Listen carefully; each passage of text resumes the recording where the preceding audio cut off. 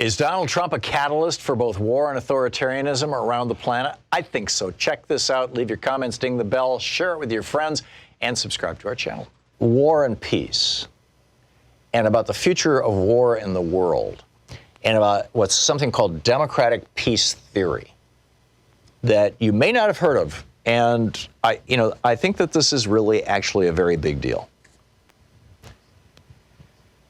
Back in 1795, yeah, 1795, this is, America has won the Revolutionary War.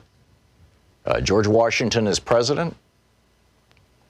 And Immanuel Kant, the philosopher, the German philosopher, writes this piece, it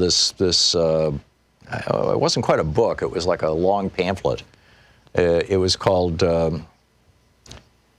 Toward Perpetual Peace, a philosophical draft. I won't even try the German. And in this, he said that we could end war for all time. Now, keep in mind, this was right at America.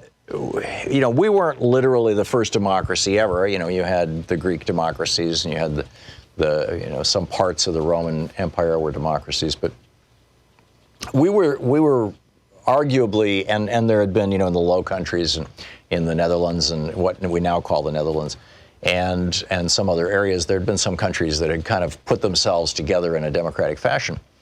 But we were the giant experiment for the world.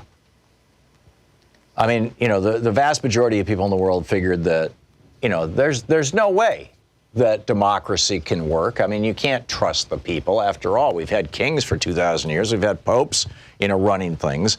Basically warlords and all that's very stable. I mean, feudalism was, 1,400 years in Europe. It's so isn't that the way things are supposed to be? Immanuel Kant said no. And his point was that if every country in the world became a democracy, where the will of the majority of the people was actually carried out. Now, you could argue, by the way, that America is no longer a democracy because the will of the people is no longer carried out. Where this was this shocking study from Gillens and Page a while back that found that the probability of legislation being passed that the top 1% wants is really, really high. Probability of legislation being passed that the bottom 90% wants is equivalent to random noise. That means that we're post-democracy. We've become an oligarchy or plutocracy. But that, let's set that aside for a minute and let's just talk, because I think that I still hold hope. I mean, I think that the 2020 election next November is going to be when we're going to find out whether democracy is going to survive in the United States and around the world. And if it doesn't, it's going to lead to war. So anyhow, what Kant was saying was that if you've got two countries next door to each other and they're both democracies, even if they've got all kinds of conflicts, as long as one doesn't attack the other, well, one would never attack the other as long as they're both controlled by their people. Because, I mean, just very, very simply, no majority of citizens would ever vote to send their own children off to die unless their country had been attacked. So you would have no wars of aggression coming out of democracies. And if everybody else was a democracy, it literally would end all war for all time. Kant proposed this in 1795. Thomas Paine picked this up in 1798. Ben Franklin was writing about this. Actually before that, although he didn't have Kant's rant, but Ben Franklin wrote "All wars are folly," and there never was a good war or a bad peace. I mean, he was very, very, very much opposed to most wars. Although the American Revolution, of course, was a war. This is why in the Constitution, when they drafted the Constitution, the power to declare war is exclusively given to Congress and has to begin in the House of Representatives, which is elected, the entire body, all of the House of Representatives is elected. Every single one of them is up for re-election every 2 years. The idea was this will put an end to war. Woodrow Wilson embraced this so aggressively that he called World War I the war to end all wars, because it was to reestablish democracy in Europe. In 1962, a research scientist from New York called Dean Babst, by the name of Dean Babst, found that he studied 116 wars that involved 438 countries. And he wrote, and I quote, "No wars have been fought between independent nations with elective governments between 1789 and 1941. Now, he was counting Germany as an elective government. You could point out, though, that by 1941, Germany was no longer an elective government. Hitler had banned opposition parties in the free press. So I'd say, to this day, David Singer and Melvin Small wrote a book called Resort to Arms, International and Civil Wars 1816 to 1980. And they defined a war as something that produced more than 1,000 deaths in battle. Not one was fought between two democracies.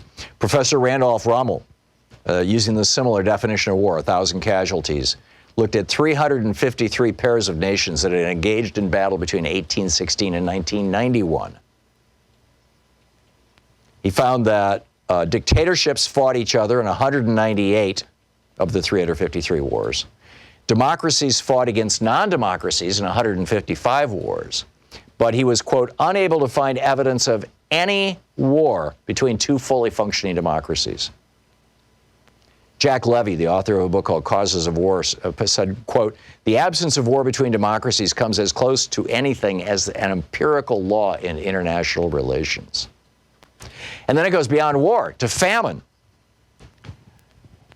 Amartya Sen, who is a Nobel Prize-winning economist, in his book Development as Freedom, writes, no famine has ever taken place in the history of the world in a functioning democracy, which led Per Ahlmark, the former deputy, he's now deceased, deputy prime minister of Sweden, addressing the European Parliament to say, again, the crucial factor is freedom. Where there is an active opposition and a free press, governments cannot neglect tens of thousands of people starving to death.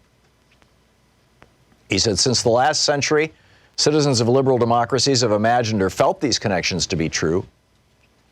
Now the peace researchers have confirmed our convictions. So today my report to the liberal democracies of Europe is that you have been right about freedom the whole time. But what's Trump doing? He's embracing countries that have rejected democracy.